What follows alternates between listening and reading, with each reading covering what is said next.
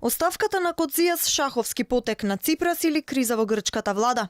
По непредвидливиот потек на шефот на грчката дипломатија бура од реакции во Грција. Ципрас го одбра коалицијскиот партнер Каменос наместо шефот на дипломатијата за да ја спаси владата, се дел од реакциите. Приврзаници на опозицијата пак оценуваат дека ова е само почеток на крајот на владата на Сириза. Откако вчера премиерот Ципрас ја прифати оставката на Коцијас и самиот себе си се постави за министер за надворешни работи, за како што соопшти да помогне со сите сили во успешно завршување на договорот од Преспа, неговиот портпарол денеска го објаснуваше. Никој не го оценувал Ципрас. Премиерот не оценувал никого и никој не оценува. Исто така оставката е некако неразбирлива за мене, бидејќи премиерот никогаш немал дилема за односите меѓу Коцијас и Каменос.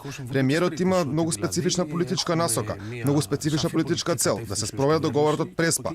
Договорот за Преспа не е само жив, туку представува централна политичка цел за нас.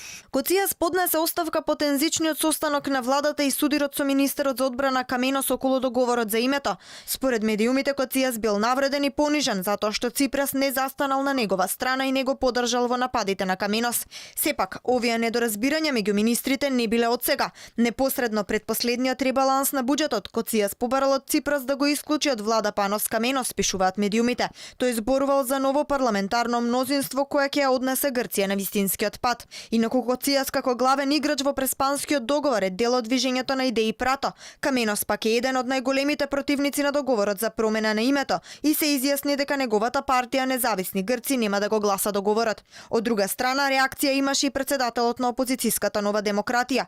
Киријакос Мицотакис оцени дека грчкиот премиер одбрал да го отстрани најсилниот поддржувач на договорот од Преспа, а да го задржи оној што се противи. Мицотакис порача дека на Грција е била потребна стабилна и одлучна влада која ќе говори во еден глас и внатре и надвор.